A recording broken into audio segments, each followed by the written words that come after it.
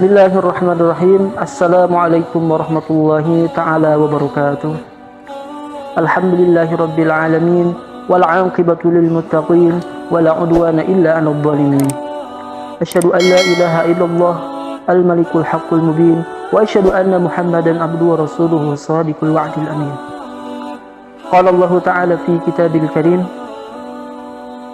أعوذ بالله من الشيطان الرجيم بسم الله الرحمن الرحيم ما أصاب من مصيبة إلا بإذن الله ومن يؤمن بالله يهد قلبه Wallahu bikulli syai'in alim.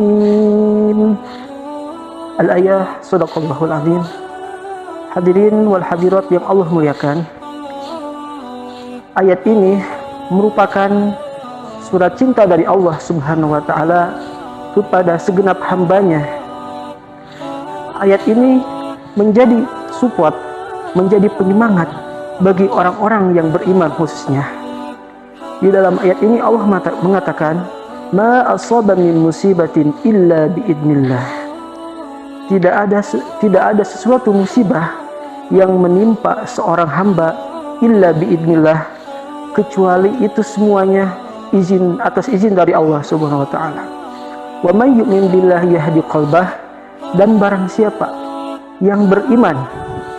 Yang dimaksud beriman di sini menurut tafsirnya Jalaluddin Al-Mahalli, yaitu orang-orang yang meyakini bahwasannya ujian itu ataupun musibah itu datang dari sisi Allah Subhanahu wa ta'ala, dan itu menjadi kebaikan bagi kita semuanya. Maka yahdi qalbah, Allah akan memberikan petunjuk, Allah akan memberikan kekuatan kepada hamba tersebut untuk menyikapi berbagai macam musibah yang Allah berikan kepadanya. Wallahu bikulli syai'in alim, dan Allah Maha mengetahui segala sesuatu.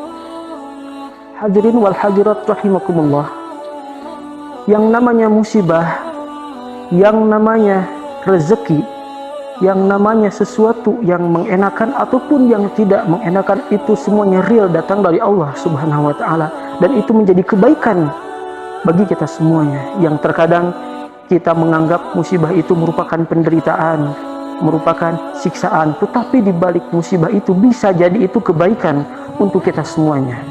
Hadirin wal hadirat yang Allah muliakan, jika kita belajar dari kisah Nabi kita yaitu Nabi Yusuf, tentu Masya Allah kita akan mengambil banyak pelajaran. Makanya di Al-Quran Allah secara spesifik menjelaskan tentang kisah rangkaian perjalanan Nabi Yusuf alaihi salam. Singkat cerita, ketika Yusuf dibuang oleh saudaranya ke tengah hutan dengan harapan Nabi Yusuf itu dimakan binatang buas, ketika Nabi Yusuf dibuang ke suatu sumur tua dengan harapan Yusuf ini kelaparan dan mati, akan tetapi ternyata Allah menjaganya. Yusuf tetap sehat, Yusuf tetap kuat. Ketika saudaranya memisahkan antara ayahnya dan Yusuf dengan harapan supaya ayahnya melupakan Yusuf, akan tetapi takdir mengatakan justru ayahnya semakin banyak mengingat Nabi Yusuf.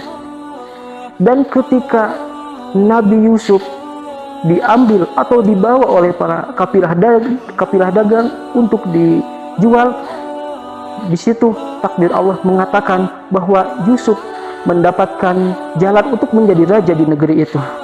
Hadirin wa hadirat rahimakumullah, dari kisah ini kita mengambil banyak pelajaran bahwasannya semua musibah, semua hal yang menurut kita itu tidak mengenakan, itu ternyata bisa jadi menjadi sebuah rezeki dari Allah Subhanahu wa ta'ala, tergantung bagaimana kita menyikapinya.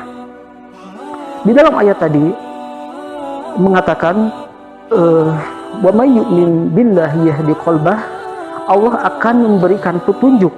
Yang dimaksud petunjuk di sini adalah Allah akan memberikan petunjuk untuk senantiasa kita bersabar dan diberikan kekuatan untuk menyikapi persoalan itu. Hadirin wal hadirat rahimakumullah, mungkin demikian yang dapat saya sampaikan. Wallahul muwaffiq ila aqwamit thoriq. Wassalamualaikum warahmatullahi wabarakatuh.